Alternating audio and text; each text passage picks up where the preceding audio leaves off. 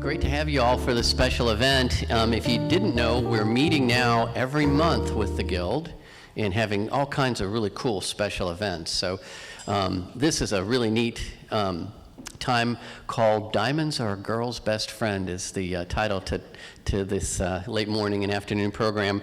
I have a few things I want to share with you too. The way this is going to go, we're going to have our special talk and interview with Mr. Donald Zale, and then afterwards we're going to go ahead and have our time of eating and enjoying each other. And then we're going to kind of review some of our upcoming events. And then we've got a very special door prize, too, from Seasons 52 that's going to go to one of you all, too, which is kind of fun that they donated to us. So we appreciate you coming. I'll give you the announcements afterwards because I know you all are excited. Again, the title to this time is called Diamonds Are a Girl's Best Friend because we're getting a history of the diamond business and the jewelry business. We're so honored to have Mr. Donald Zale here, and he's got a lot of really cool stories to share with us. And so I'm not going to delay it all. We're gonna start right away and get moving on our time together. Okay? There we go. Good afternoon. First, let me thank you all for inviting myself and my lovely wife of 60. How many years? 62, 64, something like that. Some 60 some odd years, and special thanks to Scott and to George Tobolowski. For those of you who don't know this, George is our son-in-law. He married to our daughter Julie. How long ago, George?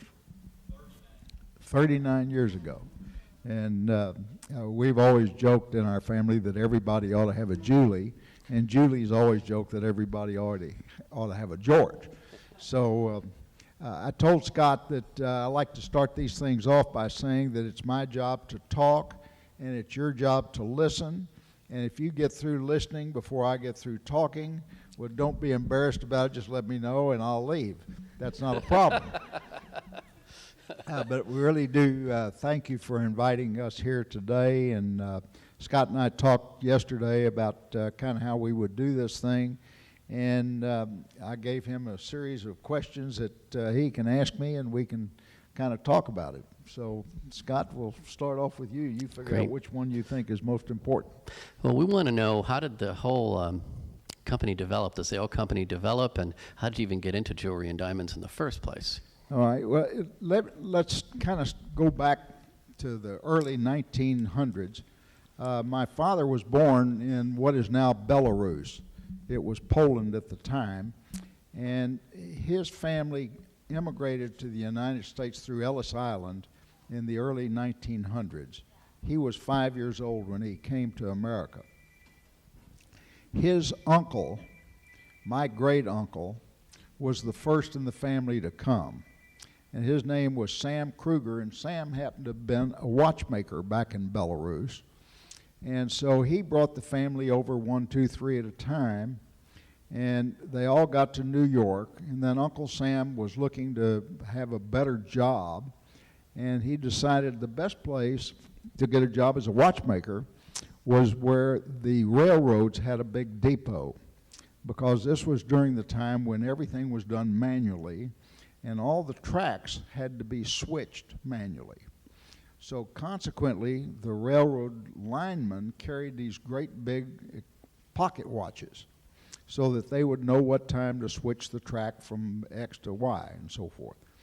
And so he decided, well, let's go find out where there's a big railroad depot. He buys a ticket from New York to the end of the line, and fortunately for all of us, he got off in Fort Worth. And he went to the local jeweler, and he says, I'm a watchmaker, and the guy gives him a broken watch, and he fixed it, and he said, okay, you're hired. And then the same thing happened. He sent for the family 1, 2, 3 at a time, and they all wound up in Fort Worth. My father at that time was already about 9 or 10 years old when he got there, started school in Fort Worth. His father, my grandfather, was a house painter and a paper hanger, and was really not much of a breadwinner at all. And when my father had to go to the 7th grade in school, they asked him to buy his own books, which they couldn't afford to do, so he dropped out of school. In the meantime, the oil business, the discoveries had been that they discovered big oil deposits in West Texas. And the railroads decided they would build a depot for all the pipe and supplies to develop these oil fields in Wichita Falls. And so Uncle Sam, again, says, all right, I'm going to go now to Wichita Falls, where we got all these people now that are going to be developing these oil fields, and I'm going to open a jewelry store. And he opened his jewelry store in Wichita Falls, and his concept was that he was going to sell extremely fine merchandise, Patek Philippe watches and sterling silver flatware and all this kind of stuff. And his market was going to be the guys who were the owners and the lawyers and the developers of the oil field, because he thought that's where the money was. And my father at that time had already dropped out of school, and this is already in the 1919s and 20s, and Uncle Sam sent for him to come from Wichita Falls, from Fort Worth to Wichita Falls to go to work for him. And he did. M.B. Zale was my father. He went to Wichita Falls, and after a couple of years decided he wanted to go in business for himself. So he decided he would open a store. His first store would be a jewelry showcase in a drugstore in Graham, Texas. And so he moves to Graham, and he puts his showcase in, and for his rent, he swept out the drugstore at night. And I think he lived upstairs. Well, Graham happened to be a seat of the Ku Klux Klan. And he was the only Jew in town, and there were no black people there. And once he got to Graham, the Ku Klux Klan started every Saturday. They'd march up on the hill and they'd burn a cross. Well, it didn't take him too long to figure out they were burning that cross because he was there. And so he packed up and moved back to Wichita Falls. About that time, Uncle Sam had decided that he wanted a better location in downtown Wichita Falls. And so he took a new store and sold M.B. Zale, my father, his old jewelry store, and took stock in the store for his payment. And so Sam Kruger was about a 50% owner in Zale Corporation in 1924. The business began to grow, and the second store was in Tulsa, Oklahoma. All of these were oil towns at the time. Third store was in Oklahoma City, the fourth store was in Amarillo, and the fifth store was Austin, and so forth. And then the Depression hit. Let me step back just a little bit, because when MB decided he would open his first store, he said, well, now Uncle Sam is selling to the developers and to the guys that own the oil wells and the bankers and so forth. He said, you know, I think I'm going to sell to the guys who are out there in the fields actually doing the drilling and working as the roustabouts, as they called them, in the fields. And there was something brand new that had just been developed then. Now, this is 1924, and this is going to surprise you, but it was called consumer credit. There was no such thing as credit back then. You wanted to buy something, you had to have cash. You went to the store and paid cash, and it was over. That was the transaction.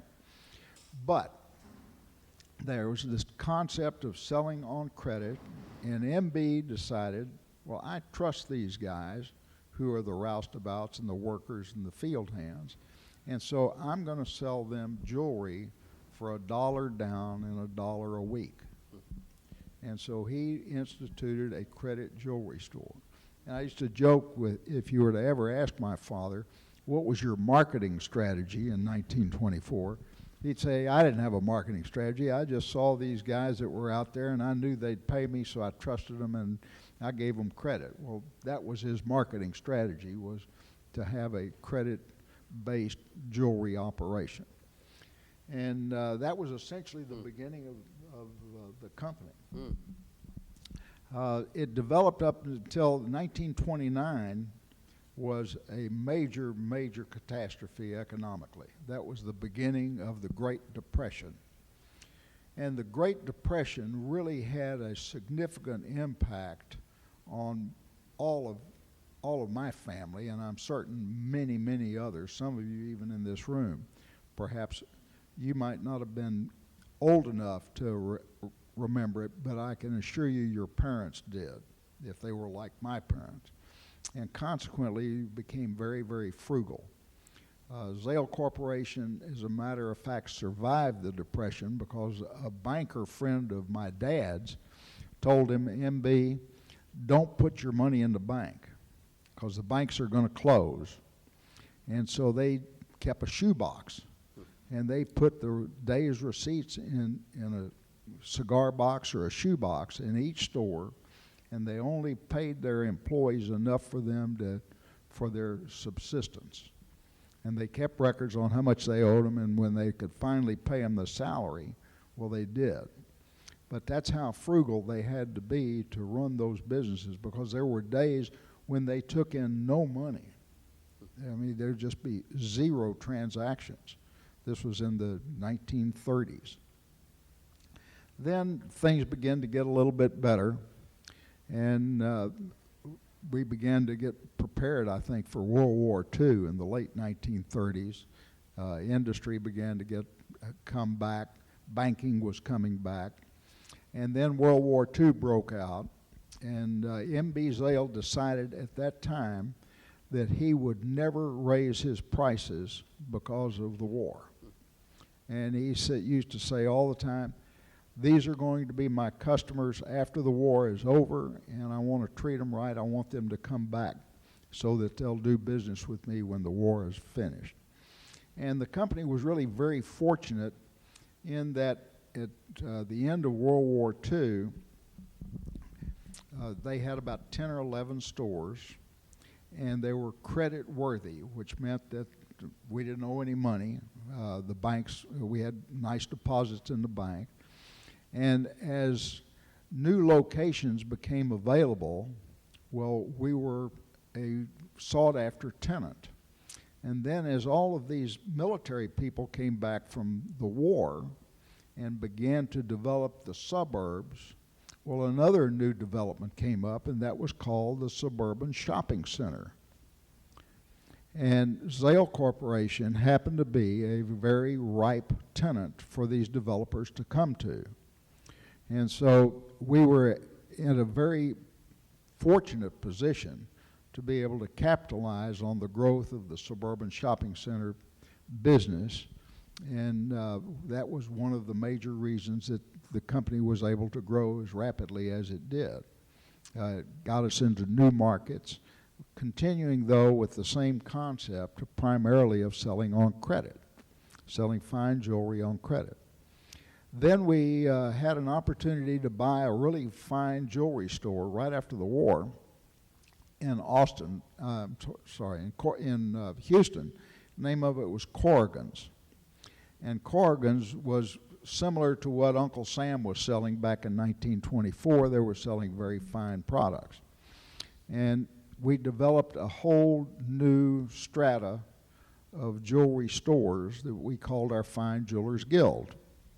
And we ultimately operated under about 60 or 70 different names, because what we would do is we would buy Corrigan's in Houston and we would keep that name and expand it, or we would buy Bailey, Banks and Biddle in Philadelphia, and we would grow those stores, and we would be Granite Brothers in San Francisco and something else in Los Angeles and so forth. So the company operated under many, many different names. Then as the discount stores began to grow, well, they came to us to run their jewelry departments. So at one time, we ran all of the Kmart. Do y'all remember Kmart? We ran all the Kmart jewelry stores. Well, that morphed into running jewelry departments in department stores. And we moved from there into Dillard's. And we ran all of the Dillard jewelry departments at that point. So we were having three different merchandising concepts. We had our Zale stores, we had our Fine Jewelers Guild, Bailey, Banks and Biddle, and Corrigan's, and then we also had Dillard's and many, many others. And where we were Dillard's, we merchandised the way they wanted us to their customer, so that it was becoming a really rather complex organization. In 1967, General Electric made a diamond, a man-made diamond. They took a piece of carbon and they put it under very intense heat and pressure and cooked it, and it came out as a diamond. And this was a major threat to Zale Corporation. I remember my father and my uncle being very, very concerned about that. And so they decided then that we should only be 50% reliant on jewelry, because jewelry was going to be threatened in their judgment. And based on the information we had at the time, that was a valid judgment to have made. So they decided that we needed to expand into different areas. And one of our first acquisitions outside of jewelry was a group of drugstores here in Dallas by the name of Skiller's. I don't know if any of y'all remember Skiller's drugstores. But we bought Skiller's drugstores, and that was in the late 1960s. And then we acquired some sporting goods stores. There was one here in town by the name of Culliman Bourne that was part of our group. And we had a bunch of stores that we ultimately sold to Oshman's. We had furniture stores out of San Antonio. The first ones we bought were Korotkins. And then there were other stores in Colorado Springs and so forth. But at any rate, over a period of time, we expanded our other retail operations to the point where we were about half jewelry and about half non-jewelry. And that went along for a good long while. And then in the late 1970s, we decided that this threat from General Electric's fake diamond or man-made diamond was really not that important. And so consequently, if we were going to grow the businesses we were in, we had to be more selective. We couldn't grow all of them.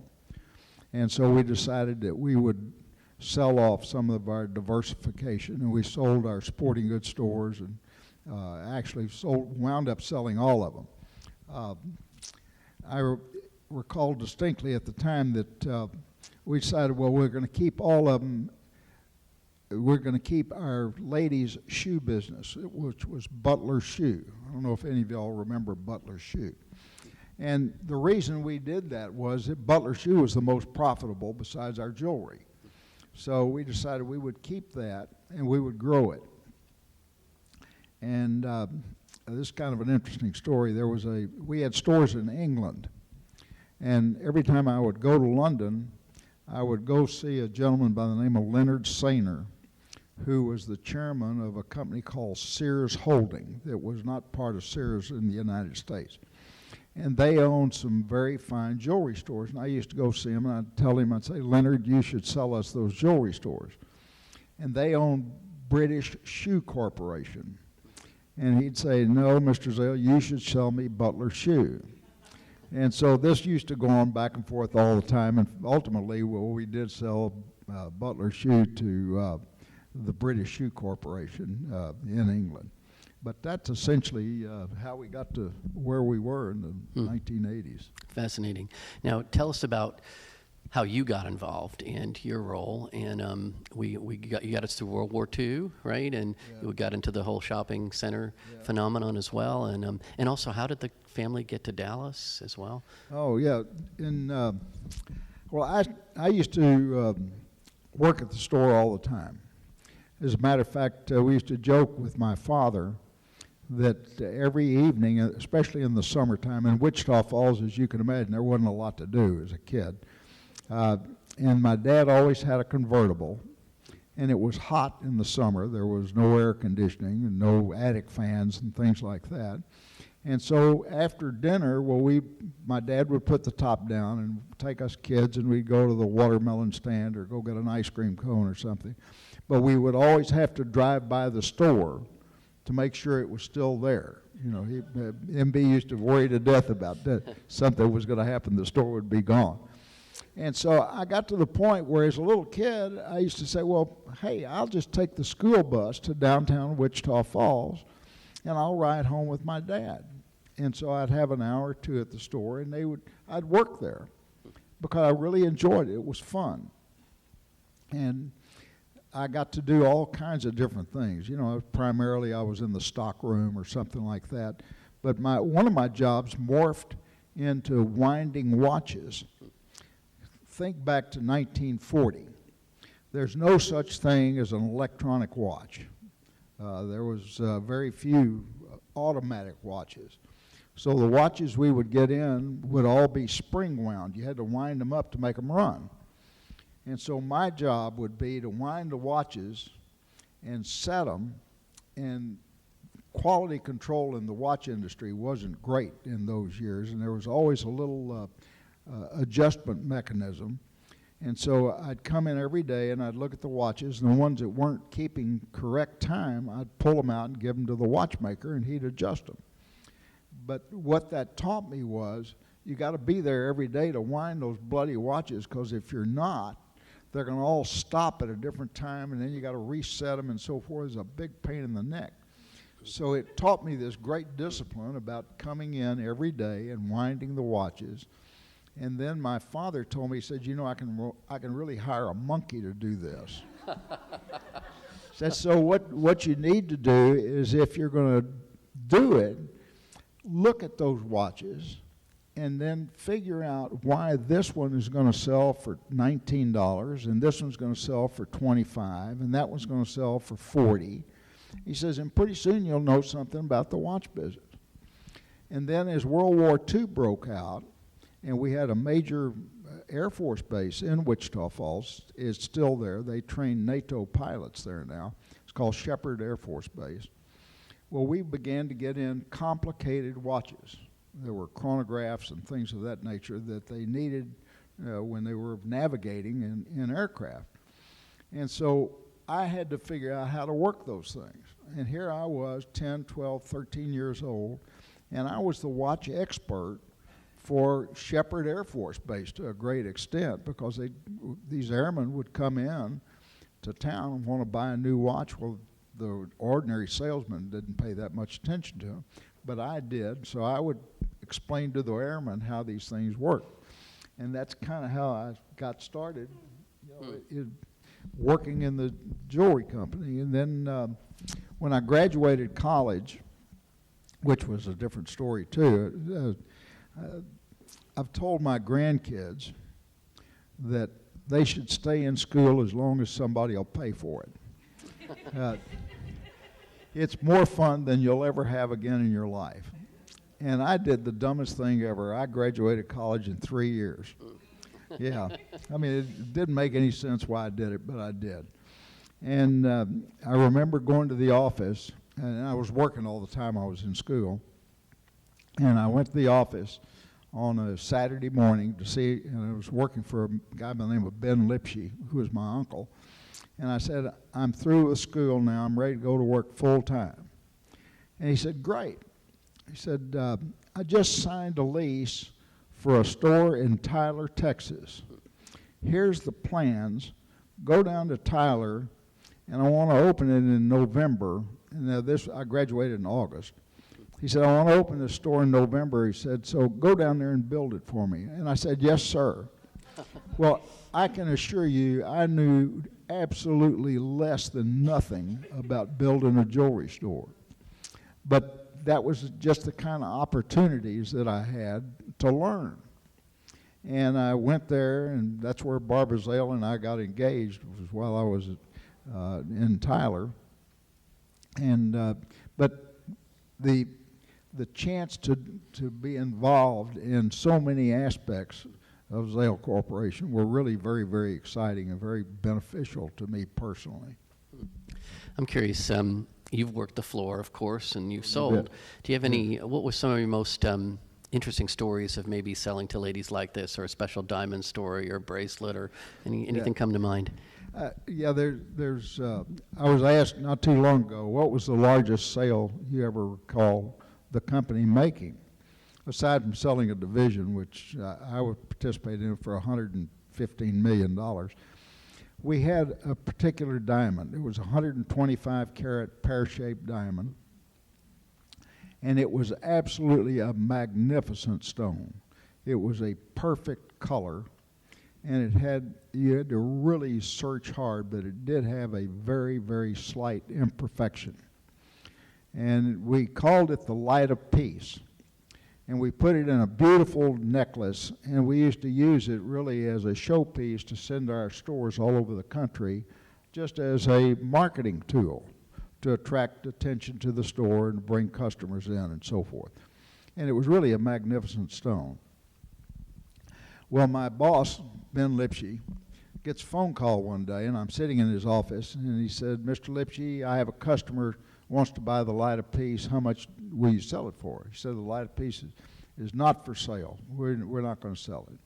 So this goes on over a period of 3 or 4 days, and the guy keeps calling back. Finally, he says to him, he said, "Well, Mr. Lipsky, if it was for sale," now this was in 1974, he says, "how much would you have to have for it?"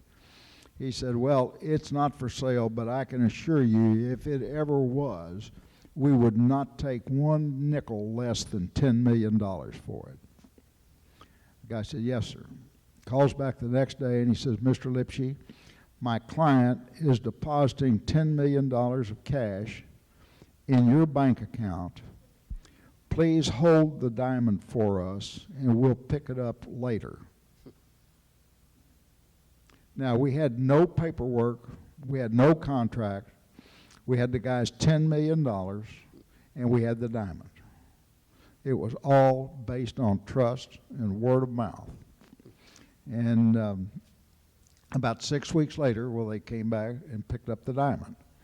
And we later found out, this is really kind of the end of the story. Who was it that used to say in the rest of the story? The rest of the story is, Paul Harvey. The rest of the story is that it was De Beers. It was the diamond trading company that bought that diamond because they were creating inflated prices in diamonds. And so they took this transaction and they kind of used it as a benchmark to raise the prices on all their diamonds. And so they may have paid us $10 million, but they probably raised their prices $300 million over a period of a year because of that one transaction. But it was interesting, though, at the time that the trust was such that they knew they could give us the money and tell us, just hold the stone, we'll pick it up later. Now, when it comes to diamonds and jewelry, there's such a romance to it. Why is that? And what talk about that phenomenon a little bit? Yeah, De Beers at one point had over 80% of the world market of diamonds. And this was the Oppenheimer family and the Rothschild family out of Africa in England, South Africa. I'll tell you a story about Mr. Oppenheimer too in a minute, thanks to my wife about this next story. But they decided that they could market diamonds as a store of value back in the 1800s, at the early middle of the 19th century, and that diamonds being such a unique mineral that they were impossible to duplicate up until the 1970s or whatever, that they could say this is a store of value because they're so rare, and they are rare, and they're very, very hard. It was their marketing concept that I think really added the romance and the value that we have in diamonds today. And it's also very interesting that the jewelry business and the diamond industry especially, were the people who were in it were some of the only people who came through World War II with any kind of assets. because they were so portable, and you could take a lot of it in a very small bag. And quite a number of the diamond merchants would sew diamond bags into their clothing lining, and that was easily transportable, and it was really a great store of value. You can take a lot of diamonds for very, very little weight, as opposed to gold or great art or anything like that. So it was a terrific store of value. I'll tell you another story about my father. I remember distinctly in 1948 when Israel became a country. And it was a very, very exciting time, and yet a very, very dangerous time. And he was visited in his office, and he had me sit there with him at the time, by some of the patriarchs of the Jewish community here in Dallas. And they came in and they said, Mr. Zale, we want you to give us $1 million for the new state of Israel. And they made this very impassioned plea, and it was extremely well done. And he listened, and they got all through. He said, I won't give you a dime. He said, but what I will do, he says, I will go to Israel and I will help them establish a diamond industry. He said, because I believe in the old story that if you give a man a fish, you feed him for a day. If you teach a man to fish, you feed him for a lifetime. He said, and if I give you $1 million this year, you're going to want $1.2 million next year and $1.5 million. He said, but if we start our own diamond industry in Israel, says that will create commerce and industry and banking, and you'll have people travel there and so forth. And that was one of the basis of diamonds becoming such an important part of their economy today. Now, you said you had a story about the Oppenheimers too? Did you want to share that? Well, in 1973, I remember this trip because I left Dallas, flew to New York. I left from Love Field on Braniff. And I flew back to Dallas and landed at DFW Airport. It had opened while I was gone. And my boss, Ben Lipsky, came to me one day and he said, I have a deal in Johannesburg. And he had some illness in his family. He said, I'm not going to go. He said, I need you to go there for me. And I said, all right. And I said, I'll do anything for this guy. And he said, by the way, he says, you ought to meet Mr. Oppenheimer while you're there. Mr. Oppenheimer was chairman of De Beers Consolidated Mines that had 80% of the world's market of diamonds. So I arranged for an appointment to meet Mr. Oppenheimer, and Barbara is with me, and we're talking about this. She didn't go on the trip with me. She said, well, you need to take Mr. Oppenheimer something that is uniquely Texas. So I said, that's really a great idea. So Texas Instruments had just invented and packaged the first electronic watch. So my dad knew Eric Johnson, and I knew one of the guys out there, and I called him. I said, I got to have one of these new watches. And I fly to Johannesburg, and I'm working on this deal that my boss sent me, and I go to lunch one day at De Beers, and there is Mr. Harry Oppenheimer. And he's got all his people there, and they're having this lovely luncheon, and I'm their guest of honor, so to speak. And when I got there, I said to him, Mr. Oppenheimer, it's really a pleasure to meet you. And my wife insisted that I bring you something uniquely Texas. And I'm not bringing you a 10-gallon hat or a pair of cowboy boots, but a brand new watch from Texas Instruments. And he looked at the little box. He said, well, that's very nice. He was very gracious and thanked me. And then we sat down and started eating lunch, and he had looked at the watch. And while we're eating lunch, he says to his administrator, he said, go get me that watch again. That was all he really cared about that whole time I was there, was that watch. So I have to thank my wife all the time for sending me over with a gift for Mr. Oppenheimer. What a good story. Yeah. Oh, can you give us just a quick primer about diamonds and the cuts and the quality and what makes a diamond better than another one? Yeah, there's a lot of factors that go into this. They call them the 5 C's that are generally speaking, which is the cut of the stone, whether it's round or square or oval or pear shape or marquee or whatever. And then there's the cut and the clarity, which is whether or not it has imperfections. And there's the color, which is, that's on a scale of, maybe like 25 different gradations. The most important one is colorless. It's called a D quality. So if you get a D flawless diamond, has no imperfections in it, that's really kind of the pinnacle. But the cut is also very important, because not just the shape, but the proportions of the shape. And diamonds are geometrically perfect when they're cut at specific angles. But rough diamonds are a commodity, and they're traded in weight. And so sometimes it's not economically feasible or economically appropriate to make it exactly those proportions, because you may have to cut off too much of the diamond.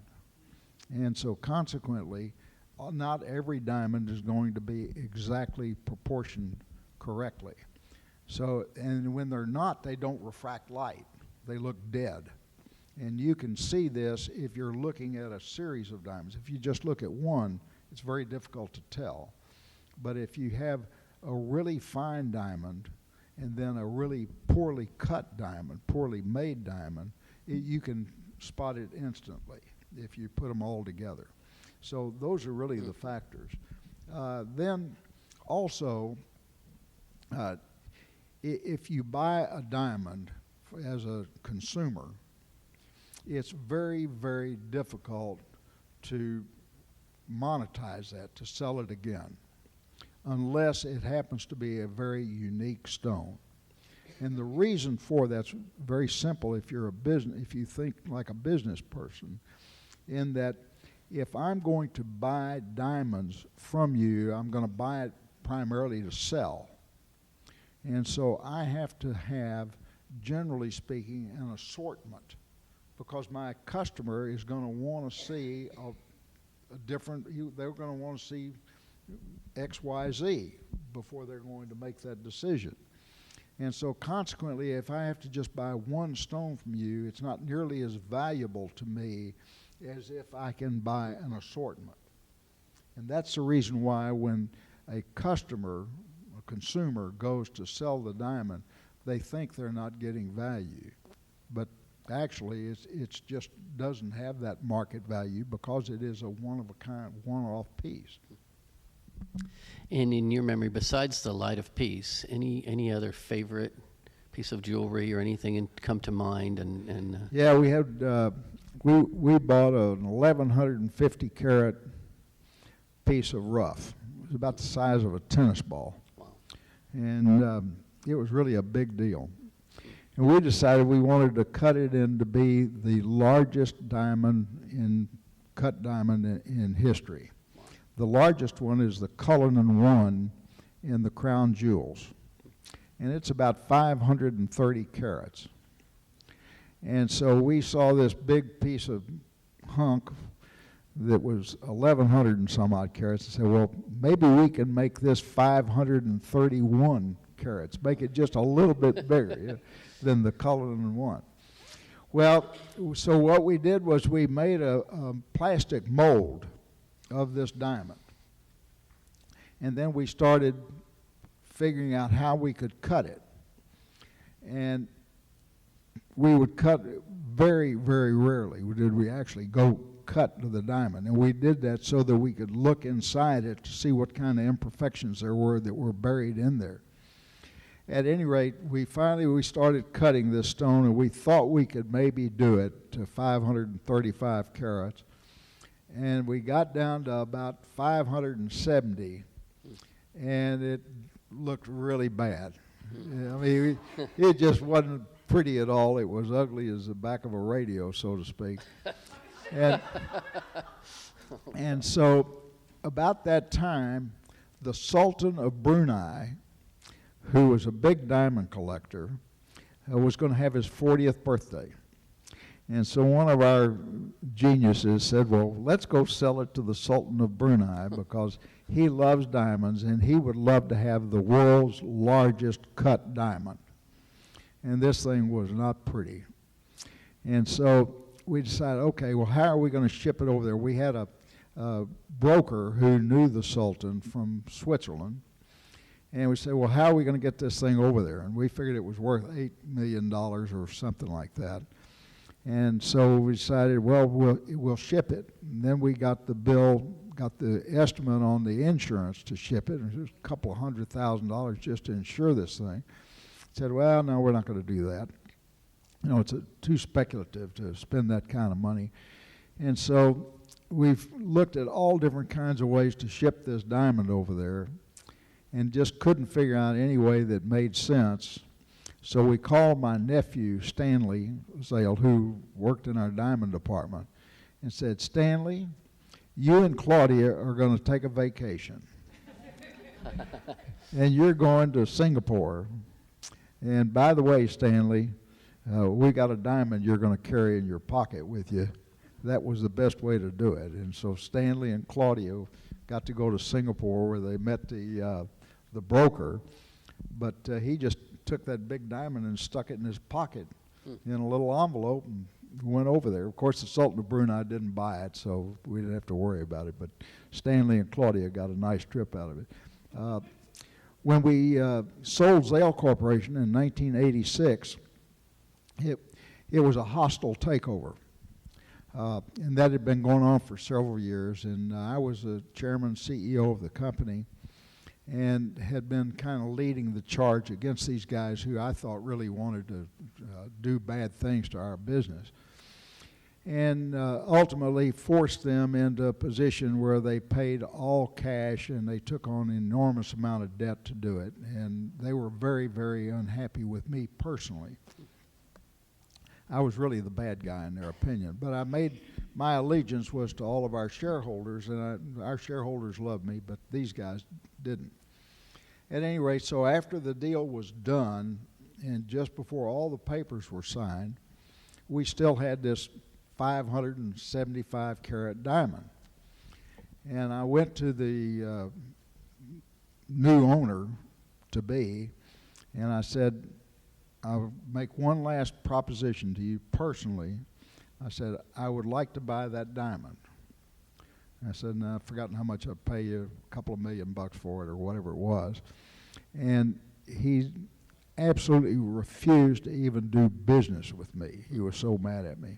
So he said, no, we're not going to do that, which was fine. I had a concept where I was going to get together with a cutter, and we were going to cut it into several small stones. I didn't care about making it the world's biggest diamond anymore. And I just knew that we could do well with it. But they wouldn't even talk to me about buying it. So the last I heard, that diamond was still at Zale Corporation in 2005 or something like that. So I hadn't done anything with it. Interesting. You know, we're almost out of time. It went so fast. I know. Can you tell us a little bit about Zale Corporation? We might be able to get one or two questions.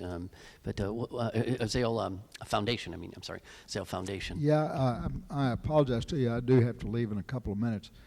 Zale Foundation was started in 1951 by Zale Corporation, and it's morphed into being a family foundation. And our family is very, very active in it. The family now is spread out all over the country.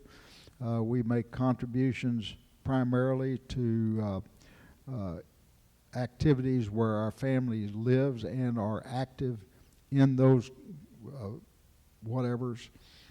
We've got family in Portland, Oregon, that one of their favorites is Sisters of the Road, which feeds the homeless. And then in New York, well, we're very active in one of the institutions that takes clothing and dresses up people so they can dress for success, I think it's called, where they do that. Here in town, we're very active with the Jewish Family Service and with now the Holocaust Museum and so forth. We've done a lot of scholarships down at Texas A&M, where I went to school, Gig'em, right. We're going to have a little yell practice here later. But the foundation has really been a central focus point that has kept our family very, very close.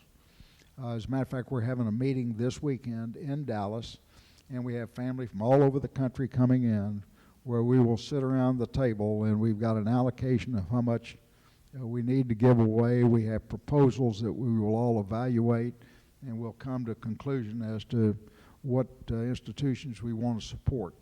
And we do this twice a year. We'll go to New York, we'll come to Dallas, we go to Florida where we've got family, and we try and spread it out, but we try really to keep all of our family involved in some kind of charitable activity through our foundation. Barbara just reminded me we have 4 generations now doing that, which is great. And y'all have done so much. You were sharing a little bit about so many of the different things you've done over the years. We're so thankful for you all, and you all have helped the museum, and so we're very appreciative of that too. We could maybe get 1 or 2 questions. God, there are so many other stories. We may have to do part 2 or part 3. We didn't get to hear about the story of Bishop's College and some of the other things. The African American lady that you helped, one of the first daycares in the country was Zale Corporation. So many neat stories that we've just kind of scratched the surface, but we may do a follow-up here in 6 months to a year. But we can maybe take 1 or 2 questions. If y'all have any questions, sure, Pat. What's the difference between a rose diamond and a regular diamond? Color. Just the color, yeah. Rose diamond's kind of pinkish. Okay. We had one here first, and then we'll get Diane. Yeah. How many colors of diamonds are there? Officially, there's about 26 gradations of white stones. Well, I mean, there's a yellow. Yes, of white ones. Then there's yellow and pink, and today they can be irradiated, and they can change the color of a regular diamond into making them red and pink and yellow and green and so forth. So there is new technology in doing that. So it's limitless almost, the number Yeah. of colors. Is Yeah. that it? Okay. Okay. Yes, ma'am. Well, you're challenging me now. Let's see. There's carat weight, color, cut, clarity.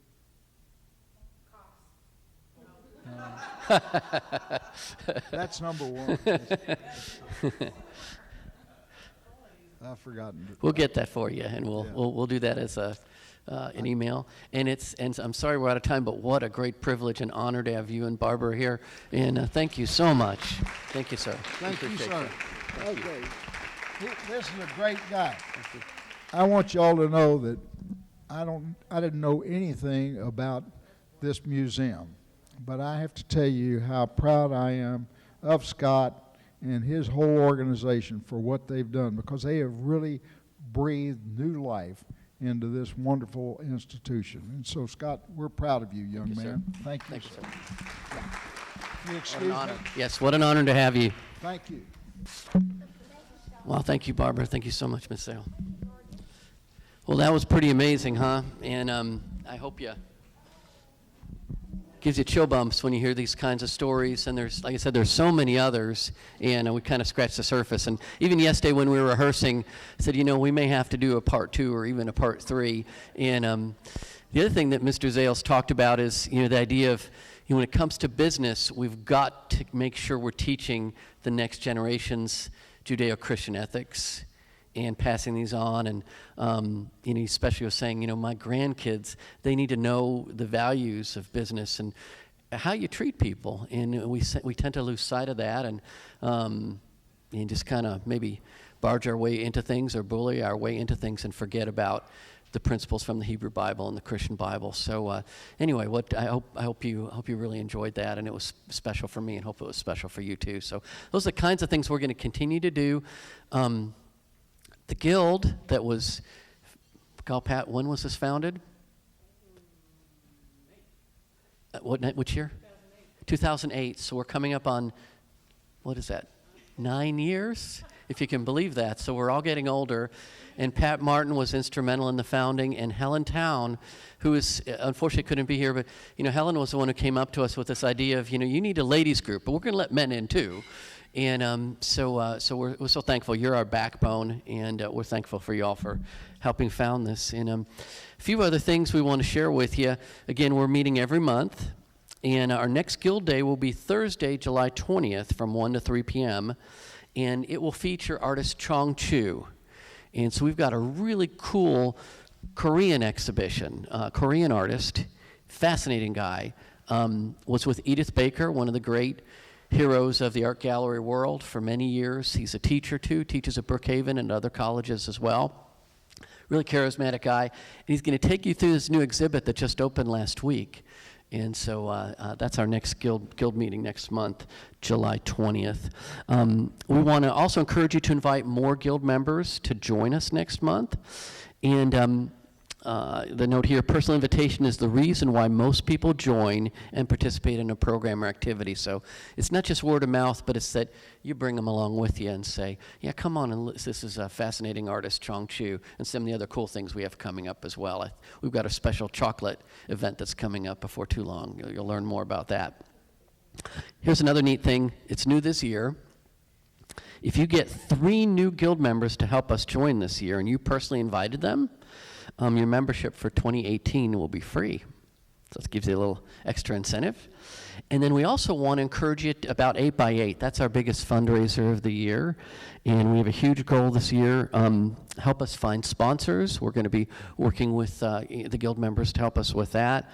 The wine pull is really, really popular, and so we're already getting wine bottles in. And if you have, I'm not a big wine drinker, so I get lots of wine gifts. So I bring them to the museum, and so if you're that way, or if you're just at the store and say, I want to buy a unique bottle of wine for the wine pull this year, bring it on to us. And then the other thing is the artists. I want to continue to get the word out. If you know of, it needs to be gallery level, someone who's actually represented by a gallery or a museum level artist. We want to include them, and you can see Adrian or Kathy. They'll help you get that contact. And then one more thing is that we did this in years past, but we didn't do it the past couple of years. We're going to bring it back. We're going to have a silent goods auction as well, which has been very successful for us, where it's more than just the artwork. We're going to use the atrium for another silent auction portion for things like having nights at a hotel, and we've already got some great donations from Cheesecake Factory and the Red Door Spa and others. So if you all would have word of mouth, or I'm sure a lot of you may know businesses that may, in-kind donations are pretty easy to give, meaning if I own a business, it's easy for me to go ahead and say, sure, get you a free, coffee or whatever it might be if I own a coffee business or a landscaping business. I've got, they'll get 2 pallets of flowers or something like that. But let us know if you have any ideas there. Okay, and then we're going to be ready to eat, and then we're going to adjourn after we eat here and just enjoy each other. We've got our special door prize, which Seasons 52 has donated to us, so somebody here is going away with a nice a gift certificate from Seasons 52. So the buffet is all set up, and this is Spice of Life, and they're fantastic, and what a great time, and thank you all for coming.